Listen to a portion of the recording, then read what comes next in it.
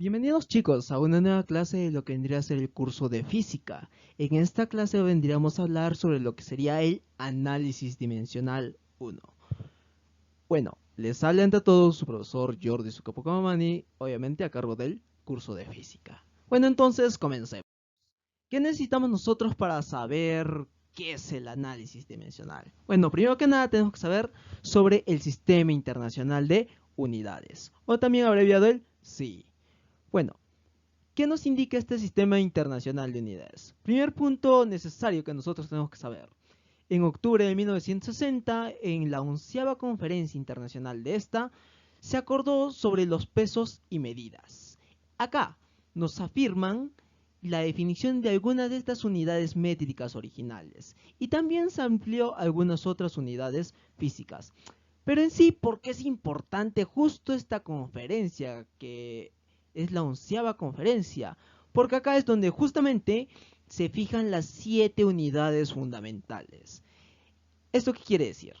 Que según estas 7 unidades fundamentales es lo que nosotros nos vamos a basar el análisis dimensional.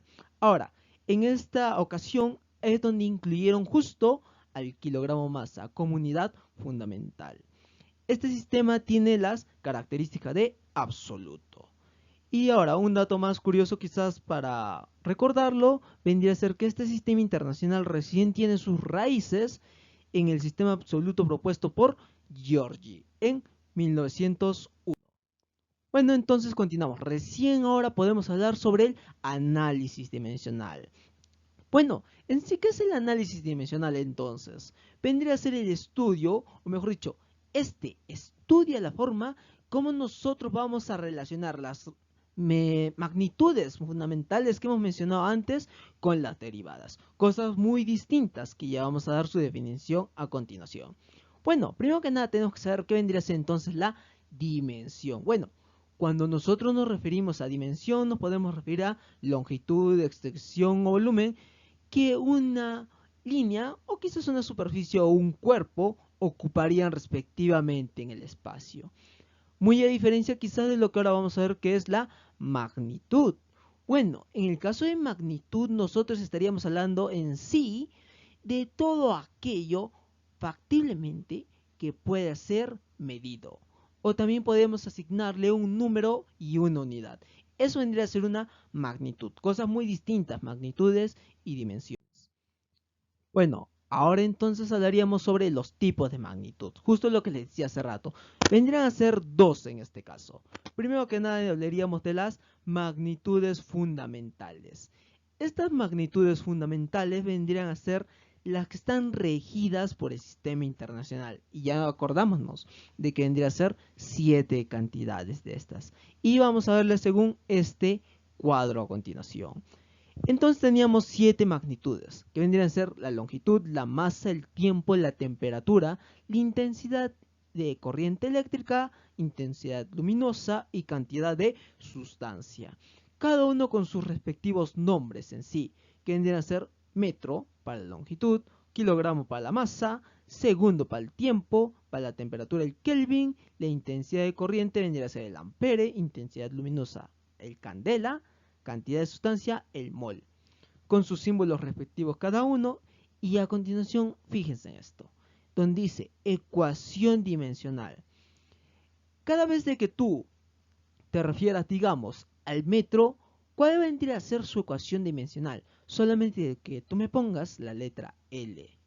Igual respectivamente, cuando hablas de kilogramo o cualquier otro tipo de masa, solamente ecuación dimensionalmente sería M.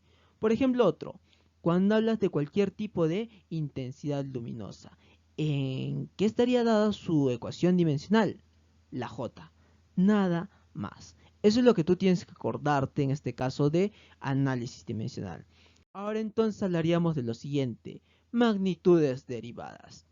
En pocas palabras, ¿de qué te sonaría cuando hablan justamente de magnitudes derivadas? Que deriva de algo, ¿no? Es justamente lo que va a pasar en este caso, de que estas magnitudes derivadas en sí han sido creadas, por así decirlo, en base a las fundamentales, derivan de las fundamentales. Y en sí pueden resultar, como te dije hace instantes, de una o varias de ellas. Por ejemplo, tenemos tres, porque hay muchísimas más. Primero que nada, la frecuencia. Su nombre en sí, cuando nosotros medimos la frecuencia, ¿en qué estaría dado? En Hertz. Símbolo, Hz. Y en base a qué magnitud fundamental está dada. Ahí mira, 1 sobre S, el segundo. Está dado justo a base del segundo, también dicho tiempo. Siguiente magnitud, carga eléctrica. ¿Cómo se mide? En coulombs. Símbolo, C. ¿En base a qué magnitud fundamental está dado? Al ampere y a los segundos. Ampere por segundo. Y por último, trabajo. ¿En qué estará medido? Joule, símbolo, J. Esto ya sabes, mira. ¿En base a qué magnitud fundamental está dado? Kilogramo por metro al cuadrado sobre segundo al cuadrado. Estas vendrían a ser entonces tus magnitudes derivadas, que como ya sabes, derivan de las fundamentales. Siguiente punto que tendríamos que tener a continuación. Ya hablaríamos específicamente de una ecuación dimensional básica de momento. Ahora mira, para que tú puedas hacer, o mejor dicho, puedas utilizar una ecuación dimensional, vendrían a ser aquellas expresiones matemáticas que van a utilizar, como te dije, exactamente a las magnitudes fundamentales como base. ¿Y cómo vas a operar esto? Tienes que saber las reglas básicas del álgebra. Quizás, digamos, no sabías bien el álgebra, pues para poder hacer análisis dimensional tienes que tener al menos las reglas básicas del álgebra aprendidas. Entonces mira a continuación. Esto solo opera magnitudes. Solo va a operar magnitudes. Entonces tú dirás, profesor, ¿cómo es eso entonces? Mira a continuación. Primero que nada, para poder tú reconocer que estás en una ecuación dimensional, ¿qué tienes que tener en cuenta? Los corchetes. Fíjate en el siguiente ejemplo. Por ejemplo, te dice el área. El área, fíjate, está entre corchetes. Tú debes acordarte que era el área en sí, longitud al cuadrado, ¿no? Entonces la longitud, que era una unidad de medida. ¿Cuál era su ecuación dimensional respectiva? El L. Entonces tendrías L cuadrado. Otro ejemplito. Mira, volumen. ¿Volumen qué sería? Igual, L al cubo. Pero en este caso ya, con su ecuación dimensional, que sería L al cubo también. Y después, a ver otra, una fórmula de física, la velocidad. Acuérdate, ¿cuál era la fórmula de la velocidad? Ahí lo tienes. Desplazamiento sobre el tiempo. Una unidad de espacio y de tiempo. Entonces ahora, estos dos, ¿cómo se podía dar? Metros por segundo. Eso era tu fórmula clásica, tu unidad de la velocidad. Ahora tienes que representarlo en dimensiones, en un análisis dimensional. ¿Cómo pondrías? L sobre T. Pero fíjate algo, y esto tienes que tenerlo muy en cuenta. No puedes dejar tu ecuación dimensional así. Tienes que pasarlo sin divisiones o otras operaciones que haya. En este caso, acuérdate nomás. Si tú tenías, digamos, 1 sobre t, desaparece la L por un rato, tendrías solamente 1 sobre t. Ese 1 sobre t, ¿de qué otra forma podrías representarlo? Elevarlo ese 1 que tenías imaginariamente, pero con signo negativo. Y es justamente lo que has hecho acá, fíjate. L por t a la menos 1. Lt a la menos 1. Entonces de esa forma quedaría tu ecuación dimensional. Quizás no lo comprendí muy bien todavía. Vamos a ver otro ejemplo. Hablemos de la aceleración. Otro tema clásico también de física que ya después vamos a ver en otra clase. ¿Cuáles tus unidades, las originales? Metros por segundo al cuadrado. Entonces ya sabes, una unidad o una magnitud fundamental de espacio sobre una de tiempo. Entonces, ¿cómo lo representas dimensionalmente? Tendrás L sobre T al cuadrado. Ya sabes que te dije hace rato, álgebra, tienes que aplicarme aquí álgebra bastante. ¿Cómo quedaría tu ecuación dimensional terminado?